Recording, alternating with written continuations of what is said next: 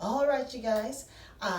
Here I am again, and you know what I realized? I think during this time I really need to start learning how to like edit my videos so I can like put my name across the bottom, the whole J nail and all that sort of thing, so I can get right into talking. Anyway, so I'm here for my next video in the whole Let's Talk UFC Current Champions series. And again, no, it's still not John Jones, but he is next. That video will be coming out either Friday or Saturday. It's going to be a two-part video, which was going to be anyway. That's why it was supposed to be last. But either way, it'll be out Friday or Saturday, which I think is longer than his 4-day house arrest. We will get into that Friday or Saturday. If you're wondering why I didn't move them up quicker, it's because, as you can see with my last video with Henry Cejudo that was like 17 minutes long, I rarely actually referred to the notes because it's mostly up here. And I did my research on Henry and this champion at the same time. So I just basically need to get this information out before I can go ahead and start the memorization of the 120-page script that is John Jones. So I got to get this out first, and I'm happy to do so. So today we are here to talk about the strawweight champion, Miss Weili Zhang, or Zhang. I've heard it both ways. Still, I'm going with, did I say Zhang? Zhang. We're going with Zhang. That's what I decided. I heard that more. Okay, that is her family name. She was born in Honda, Hebei, China, and I have to apologize right now. I'm going to butcher a lot of the names here in this story, and I apologize. She was born there September 30th, 1990. She is 29 years old. She later moved to Beijing. And you know, one of the things I like about her, she loves movies. And that's a woman after my own heart. As you know, I used to do my minute movie review series. It is going to come back once we come out of this whole situation, because what a better time to do that when we can all go back to the movies together. And she loves movies. In fact, she loved Kung Fu movies actually when she was a kid, which got her into training for MMA in the first place, training. First Shaolin Kung Fu at first. Later on, at 12, she started with Sanda and Shaoi Jiao wrestling. Grappling. It's basically a combat wrestling, Chinese fast wrestling style. It's honestly like really made for MMA, because you know the traditional wrestling, you have to kind of learn, they have to learn how to not lay and pray, learn to be more aggressive, learn to strike with the wrestling, learn to work for the finish faster. In this style of wrestling, you didn't have to learn any of that. It was like really made for combat. I watched a lot of footage on her, and it was my pleasure to finally be able to do so. I watched all of her championship fights, even in all of the other organizations. I watched all of her 10 knockouts. She is 21-1. That one loss was her very first fight in MMA. She has not lost since. And oh, she loves Marvel movies, by the way, and her favorite character is Spider-Man, which really fits because she be all over them girls like a spider monkey. The way all of those finishes are within the first and second round. Even the girls that are like bigger than her that manage to keep her up for a while, as soon as she gets the leverage and she takes them down, she is all over them, and she strikes from every angle, every position, very flexible. She swarms you with offense. She's stronger than she looks because she trained with literally only men.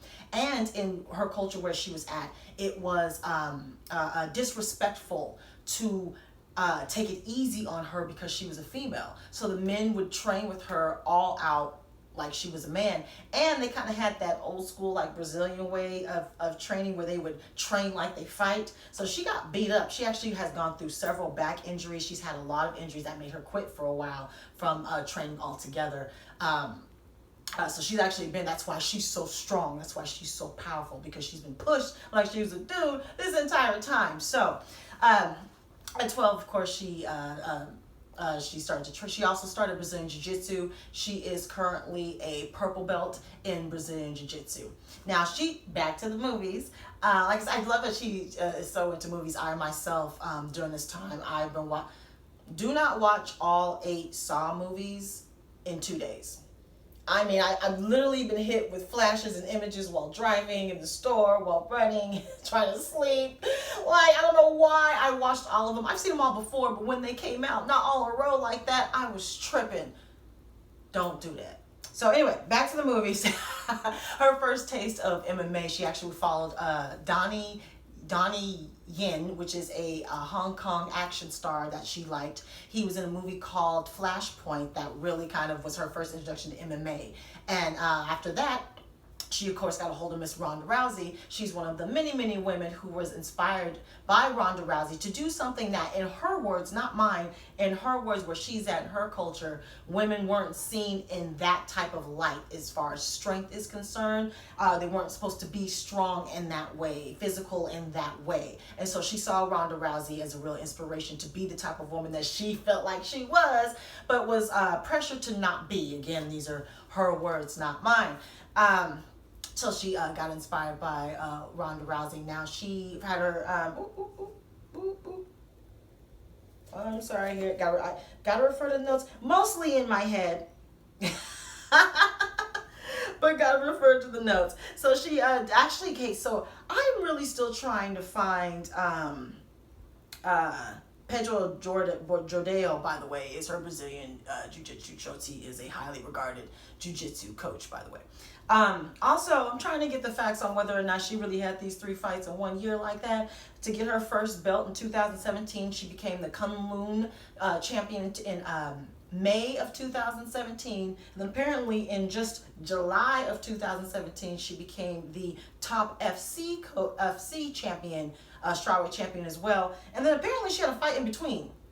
So 3 fights in 3 months and got 2 belts. I am still double checking on that. You guys let me know if that's true. If it is, she's the type of girl to do it. Wow, right? Wow. So becomes 2 champs of 2 different organizations in 2017. After, like I said, building that record. Where, again, her first loss was that first fight, and that is it. She joins the UFC. Her debut in UFC in 2018. And just 1 year later, August 2019 is actually when she earned her first title shot against Jessica Andrade, which we all know was successful. So let's go ahead and start with that. So she boo-bopped Jessica Andrade. I mean, Jessica Andrade is like 5'1", so compared to her, she looked huge. But just the strength, the power, I don't think Jessica was expecting. She busted her with a shot with, I believe it was right hand early on, which stunned Jessica. And then she just swarmed her literally from one side of the octagon all the way to the other side of the octagon, dropped her to her knees. Then she beat her up with some shots on the bottom. It was over. Jessica in the fetal position. It was done. Ref stopped the fight. I mean, she just mollywopped her. You could probably count on one hand how many times Jessica hit her if she did. Okay, I mean, just mollywopped her in the first round. Great title win for her. She becomes the first Chinese champion for show.